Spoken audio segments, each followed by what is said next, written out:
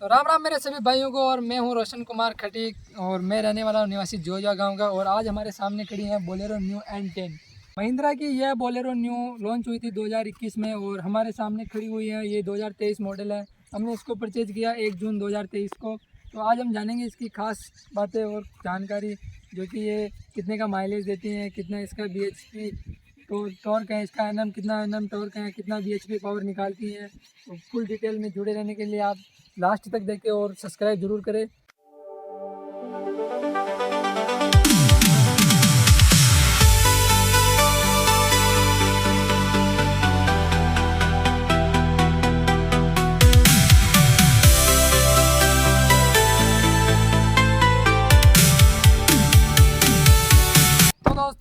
तो दोस्तों हम जानेंगे इसके इंजन के बारे में सर्वप्रथम।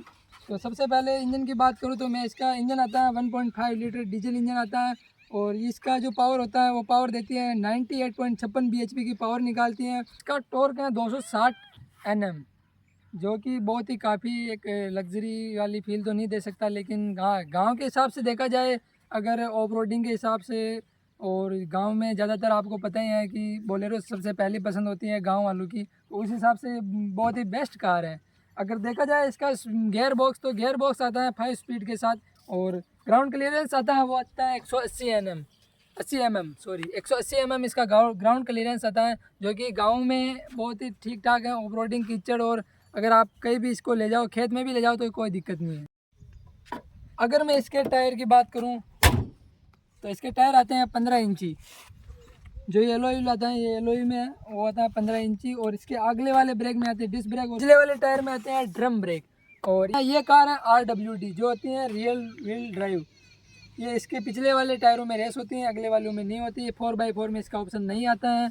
और इसमें सबसे एक चीज़ की मेरे को कमी लगी, जहाँ तक इसमें आजकल मारुति की 6 गियर आने लगे हैं ब्रेजा वगैरह में, लेकिन अभी तक इसमें 5 गियर का ऑप्शन ही दे रहा। कंपनी को कहीं ना कहीं इतने बड़े इंजन के साथ मिस पॉइंट है इसका। और अभी 2026 में इसका नया फेस लिफ्ट लॉन्च हो चुका है, जो कि ये ग्रिल है, वो ग्रिल खड़ी ग्रिल नहीं है, वो कि आडी वाली ग्रिल है इसके अंदर। अगर मैं इसकी लाइट की बात करूँ तो इसके अंदर LED लाइट नहीं आती हैं, एलोजन वाले बल्ब आते हैं। और फॉग लैम्प भी LED नहीं है, वो भी एलोजन बल्ब ही है। और अगर मैं इसके मिरर की बात करूँ तो ये ऑटो फोल्ड मिरर नहीं है, ये मैन्युअली फोल्ड होता है, मैन्युअली वापस खुलता है। और इसके फुट रेस्ट की मैं अगर बात करूँ तो काफ़ी अच्छा फुट रेस्ट है इसका, क्योंकि अच्छी क्वालिटी के साथ आता है। फ्यूल टैंक के बारे में अगर जानकारी दूँ तो वो है 50 लीटर का इसका फ्यूल टैंक आता है। और ये हमारा सबसे टॉप मॉडल। अगर मैं इसके साइड प्रोफाइल की बात करूँ तो इसके अंदर आपको रेन वाइज़र देखने को मिलेगा, महिंद्रा का लोगो मिलेगा यहाँ। लेकिन इसके पीछे वाले रेन वाइज़र अभी शायद बंद कर दिए थे हमारे, जब हम कार को डिलीवर किए थे तब उन्होंने बताया कि यह पीछे वाले ऑप्शन में नहीं दिया गया, लेकिन थोड़ा अच्छा लगता अगर होता तो।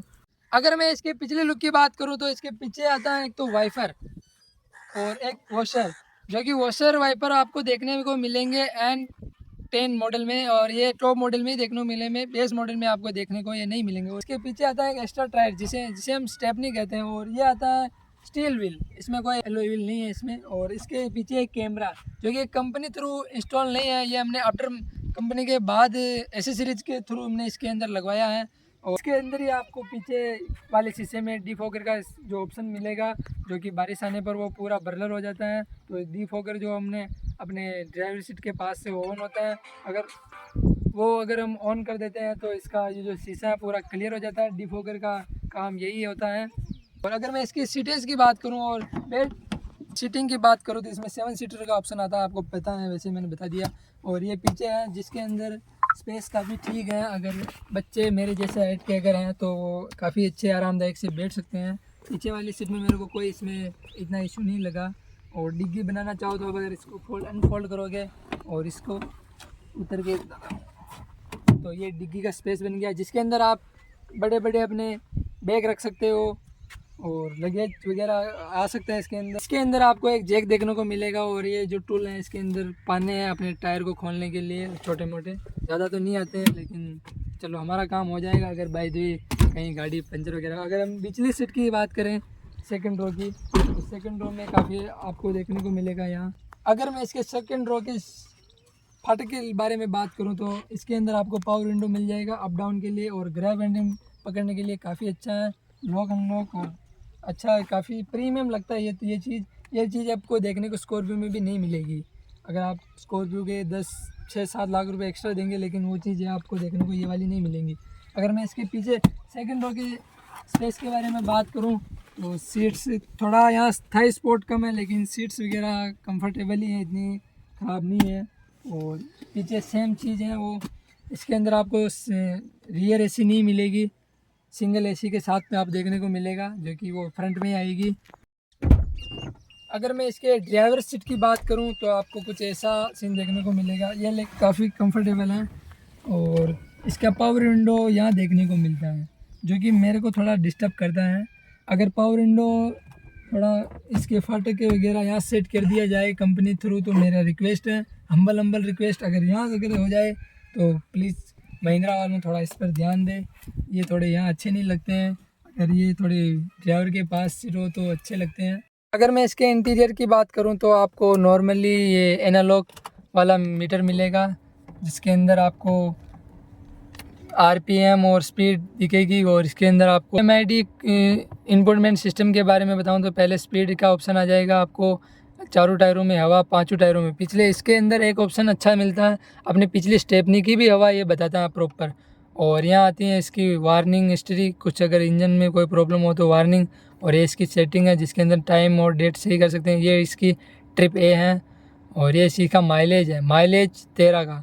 लेकिन अगर इसके माइलेज की बात करूं, कंपनी थ्रू इसका माइलेज इन्होंने बताया है कि 17 से 18 का माइलेज इन्होंने बताया, लेकिन ये हमारे यहाँ तो 13 का ही निकाल के दे रही है अभी तक। जब से भी हम 3 साल हो गए, हमने इसको 23 में लिया था और इसको लगभग 1 महीना और रह रहा है, ऐसा हो गए, जून निकल गया तो इसको हो गया है लगभग 3 साल, लेकिन अभी तक इसका एवरेज 13 का ही है। और ये इसका आगे आ जाएगा आपको वापस स्पीड। और ये इसके मैन्युअली लैंप के, लाइट के, पार्किंग के सिस्टम। और ये है स्टीयरिंग कंट्रोल, ये इसका क्रूज कंट्रोल। और ये इसके म्यूजिक सिस्टम के कंट्रोल, आवाज़ माइनस और प्लस, और फ़ोन का कट म्यूट, और वाइपर कंट्रोल जो कि हाई लो बीम, देखो चल गया। और ये इसका म्यूजिक सिस्टम। अगर मैं इसके म्यूजिक क्लस्टर की बात करूँ तो ये आता है 7 इंच के साथ कंपनी फिटेड, जो कि आता है इस मॉडल में केनवुड का। अगर अभी 2026 में इसको अपडेट कर दिया गया है, बड़ा वाला स्क्रीन आ गया है। ये इसका पार्किंग लाइट और इसका एसी जो कंट्रोल है वो मैन्युअली एसी कंट्रोल है।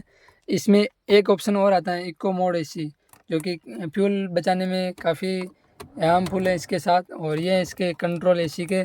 और ये 5 speed manually gear, 12 volt charger. और ये इसका यूएसबी पोर्ट, AUX लीड के साथ भी इसका म्यूजिक सिस्टम आता है। और ये इसके हैंड ब्रेक मैन्युअली, इसमें इलेक्ट्रॉनिक हैंड ब्रेक का कोई ऑप्शन नहीं है। ये इसके पावर विंडो। और अगर मैं इसके स्पीकर्स की बात करूँ तो इसके अंदर 4 स्पीकर आते हैं और इसके अंदर 2 ट्विटर आते हैं, जो कि ये हैं। और ये इसका RVM सी कांच, जो कि एडजस्टेबल है। और ये इसके लैंप। और ये इसका माइक, इसका सनवाइज़र, जो कि इसके अंदर वो शीशा देखने को नहीं मिलेगा। और इस को ड्राइवर सीट के अंदर आपको यहाँ शीशा देखने को मिलेगा। और यहाँ वार्निंग लिखी हुई है कि आप साइड की तरफ बैठ के ना देखिए।